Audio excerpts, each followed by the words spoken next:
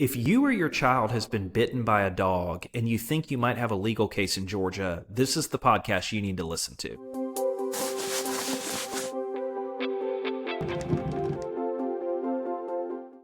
Hi, I'm Michael Coker. I'm a local personal injury attorney here in Lawrenceville, Georgia, and I love providing people with free information about a legal claim. And today we're going to be talking about a unique type of case called dog bite cases. And dog bite cases are extremely difficult and extremely unique. You can't be a normal type of injury lawyer and do dog bite cases because the law for dog bites are just so different from your routine car accident cases.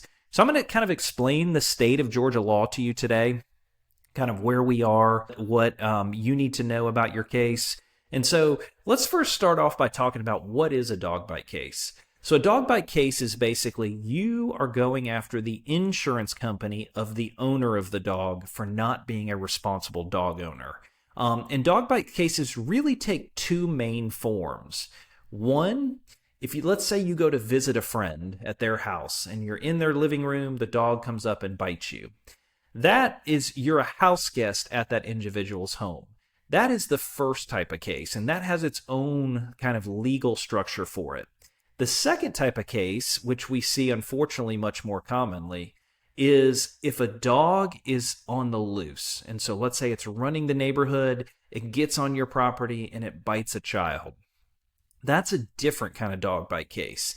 And so each of those two type of cases have very unique laws that apply to them. So we're going to take each one of them, talk about each one of them. First, let's talk about if a dog bites you and you're a social guest at somebody's house. So Georgia has this thing called the one bite rule.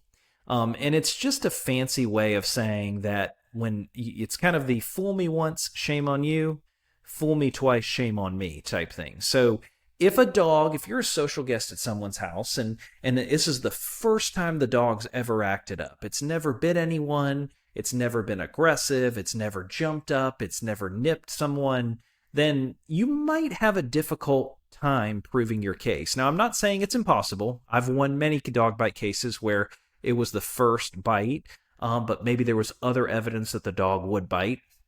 But generally, to have a good case, you have to show that the owner knew the dog was dangerous. And the way you show that that dog was dangerous is by the one bite rule. So if that dog has bitten someone else before, that owner is now on notice that that dog can be dangerous and they should take responsibility for making sure that any of the guests at the home are safe. And so how do you prove this, right? How do you prove the one bite rule? Because in most situations, of course, the dog owner is going to say, oh, I had no idea. This was the perfectly safe dog. Fluffy's never bitten anyone before. And so how do you prove that? And the way you prove that is you go in and you talk to, for example, neighbors or take depositions of other family members who may say like, yeah, Fluffy has kind of growled at me and tried to nip me before. Or a neighbor who says, yeah, my daughter was over playing with their daughter and the dog bit her. And so you might be surprised to find that these dog bites are not usually one-off. It's not usually that there's this dream dog and just, great family pet, and then one thing sets them off and they bite.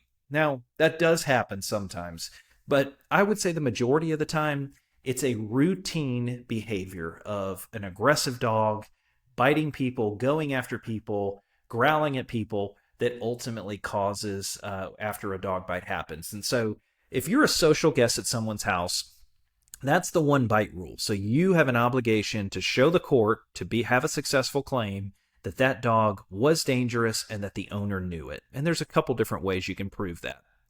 The second type of dog bite case is the free roaming dog that we talked about. And typically, most cities and counties have what are called ordinances. And ordinances are certain requirements for anyone who lives in that city. And for most of the cities and counties in Georgia, there's what's called a leash law, like a dog leash, like a leash law. And what a leash law says is that anytime that dog is not on your personal property, that dog is required to be on a leash. That's what most of them say, at least. And so if there's a free roaming dog in the neighborhood, clearly that is a violation of the leash law and violation of the ordinance. And so if you or your child's bit by a free roaming dog, the first thing your lawyer should do is should go look at the county ordinances, go look at the city ordinances if you're within the city limits, and determine whether or not there was a leash law in place. If there is, that might be what's called negligence per se, or it's a clear violation of the law. That dog was off the property, it was not on the leash, and so therefore it's a violation. Now, just because you have a violation doesn't mean the insurance company is going to automatically pay, unfortunately. What they may try to say is, well, the owner didn't know that the dog got released. Maybe the dog dug a hole under the fence and was in a safe enclosure. Maybe the dog, jumped over or went past an electrical fence and got loose.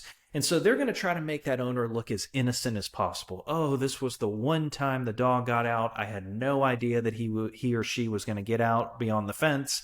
And so again, an experienced lawyer is what you need to prove, to go to neighbors, to talk to other people, to say, no, this dog got out all the time.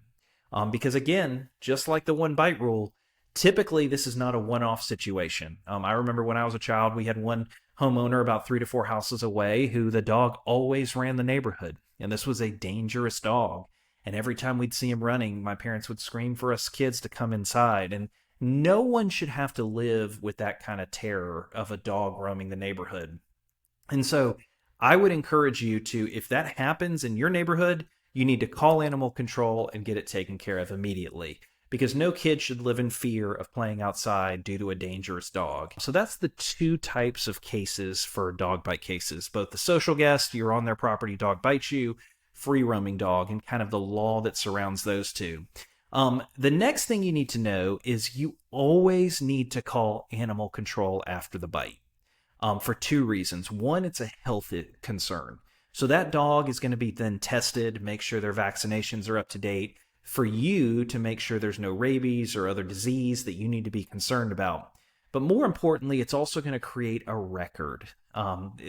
Typically, sometimes there'll be a police report, but in many cases with dog bite cases, there's not a police report. And so the only kind of public record that we can rely on for these type of cases is the record done by the animal control department. And so if you've been bitten by a dog, the first thing you should do is notify animal control. They'll come out. A lot of times they'll quarantine the dog for a couple days for testing, and they will create a record for you. And that's really important when you ultimately bring a claim against the insurance company, to have that record. But also it creates a record of, and it keeps the neighborhood safe for other kids as well. So it makes sure that dog's off the street, make sure that owner gets a citation, and that they get basically slapped on the wrist for making sure that they don't control their dog. If the animal control finds that the dog is unsafe, they can order that the dog be put down. So that's another thing to know, we all love our pets, we all love our animals, but if there's a dangerous dog that's roaming the neighborhood, it needs to be taken care of. And so that is another important thing to know. The third thing is take photographs of the bite marks. Obviously, puncture wounds can heal over time, but definitely get medical treatment.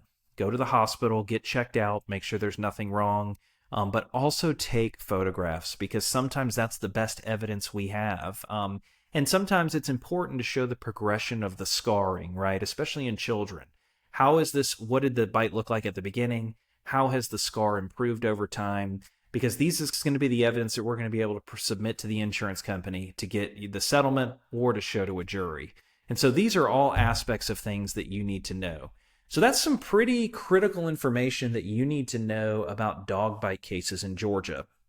If you've been bitten by a dog and you think you might have a dog bite case, talk to a lawyer. Call us, call another attorney, but definitely speak to someone, because again, these are unique cases. They're much more complicated than people think they are. And sometimes you might be selling yourself short as far as your settlement goes, or you might even get the insurance company to straight deny the claim unless you have an experienced attorney on your side. And so I'd love to give you a free consultation, tell you how we do things on the dog bite cases, let you decide if we're a good fit for your case. But this is my podcast, the Georgia Legal Talks podcast. I love providing free legal information to people. So if you have any legal questions, or if you want to talk about your case, obviously give us a call. But until next time, I appreciate you listening, and stay tuned for more legal updates coming your way.